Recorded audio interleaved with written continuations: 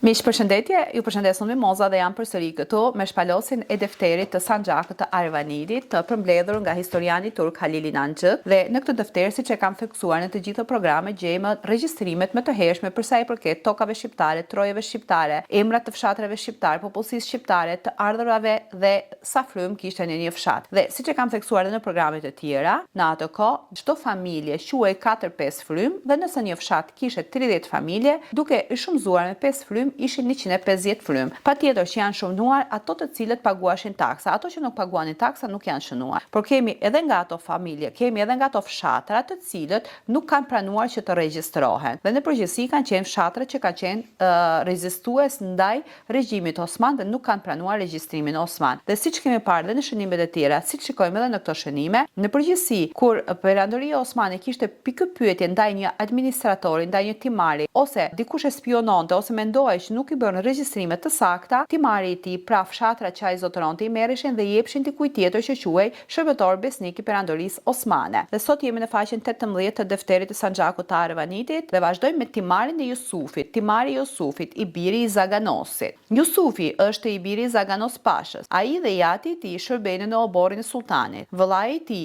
është Iliasi, ndërsa pjesa e dytë Jodha Shej Ahmedi, që ishte djali tjetër i Zaganosit. Jusufi i vogël, si dhe një tjetër Jusufi që shërbenin në Kala. Dhe tani të shikojmë se çfarë i përkiste Jusufit të birit të Zaganosit. Ato që i përkasin Jusufit të birit të Zaganosit ishin fshati Konice, që ishte në varësi të Zagorisë. Ky fshat kishte 11 shtëpi, një grua të vej dhe të ardhurat ishin 961 akçe. Ishte fshati Juladis, që kishte 9 shtëpi, një grua të vej dhe të ardhurat ishin 661 akçe. Pra, ato që i përkisnin Jusufit ishin 2 fshatra me 20 shtëpi dhe me të ardhurat totalin 1622 akçe. Dhe këtu shikojmë shënimet. Ishte me vkuf, pra i rezervuar, nuk kemi shënume të shumta, kemi edhe shënimin e dytë që është pra pa shënime, pra janë shënime që janë zhdukur ose nuk lexohen, dhe tani do të shikojmë edhe pjesën e Jusufit tjetër, pra vëllait të Iliasit. Siç e pa më sipër, këto timar ishin ndarë në pjesë të disa personave dhe këtu kishim edhe Jusuf të tjerë që ishin shërbyes të Perandorisë Osmane. Tani shikojmë pjesa e Jusufit tjetër, vëllait të Iliasit. Ky ishte me vkuf, pra ishte pronari një pjese që nuk ka shënime të shumta. Kemi dhe shënim tjetër që thohet shënohet edhe një vend tjetër me një shënim të veçantë që i përkiste fshatit Juladis, që ishte në varësi të Edirnesë, që kishte 9 shtëpi dhe të ardhurat totali ishin 635. Më vonë ju shtu edhe një pjesë tjetër, që kjo pjesë i përkiste fshatit Konice, që ishte në varësi të Zagorisë, kishte 12 shtëpi dhe të ardhurat totali ishin 1010 dhe totalisht ato që i vinin këtë Jusufi ishin 1645 akçe. Këtu kemi edhe një shtesë, ku shtesa thot që në shtesë të tij ishin 4 njësi të ardhurash dhe një nga këto ishte fshati Istaloz, që kishte 3 shtëpi dhe të ardhurat nga ky fshat ishin 200 akçe. Gjithashtu në shtesë të tij ishte edhe fshati Tervahat, që ishte një fshat i regjistruar, që ky fshat është në regjistrimin kryesor. Gjithashtu këtu kemi edhe një shënim mbi një kala,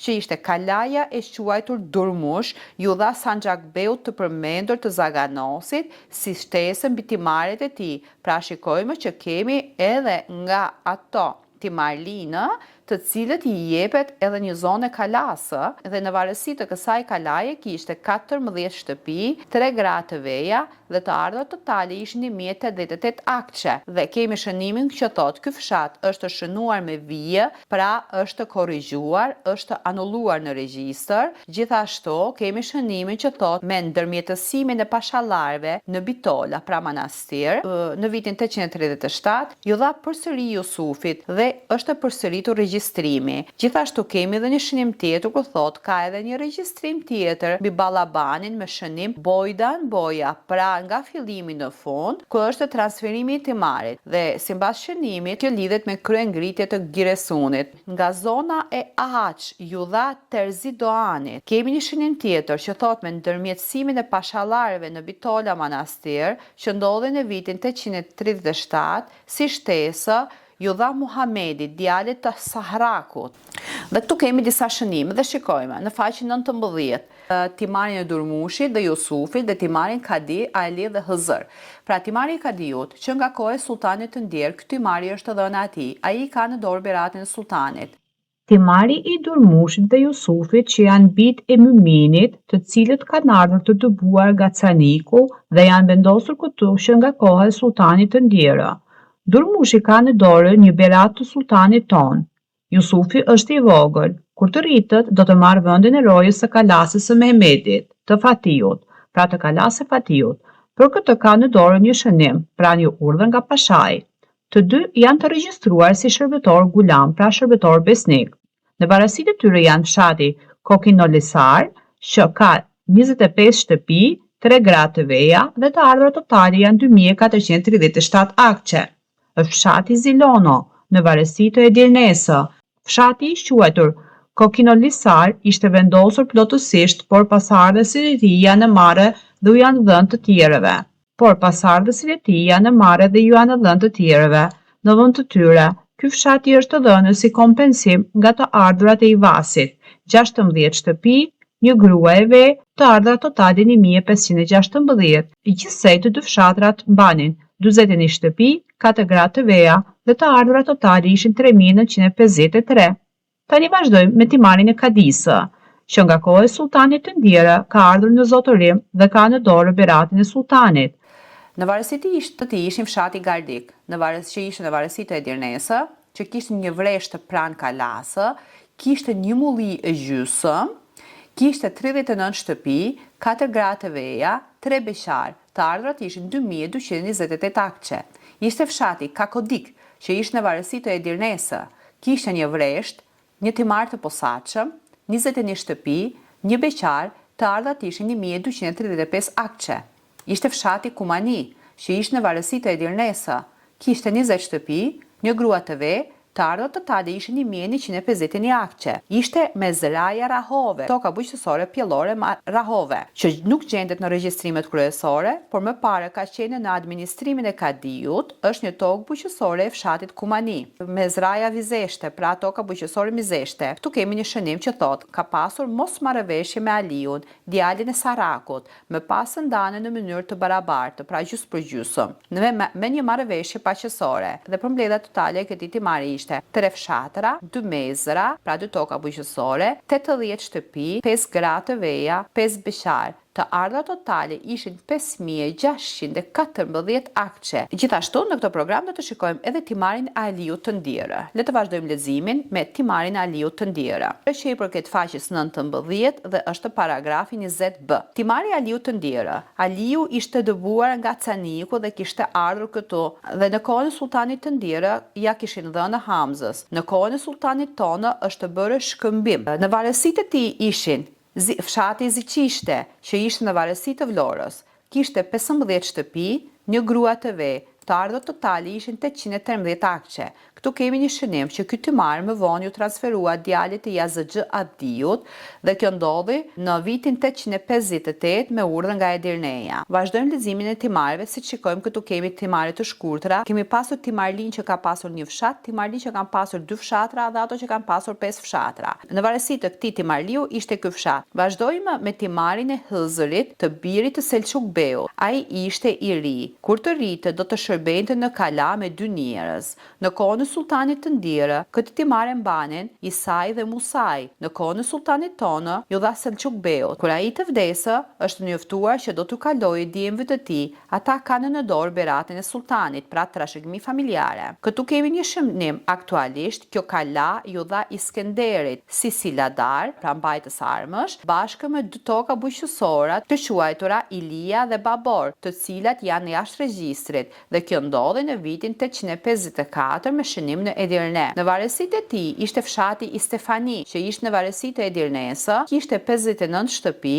një grua të ve, një breqar dhe të ardhurat totale ishin 2979. Kemi edhe një shënim që thot aktualisht ky fshat u mor ju dha Kara Ismailit dhe Bazarliut, të dy janë ortak. Kjo ndodhi në vitin 856 dhe është me shënim nga Dimetoka. Kemi edhe një shënim tjetër që thot kjo kaloi, pra u transferua te djali i quajtur Yazxh Abdi dhe kjo ndodhi në vitin 858 Hijri me shënim në Edirne. Kemi dhe një shpjegim të shkurtër që thot: Mëntakil oldu u transferua, pra kaloi nga pronësia e njërit në pranësinë e tjetrit.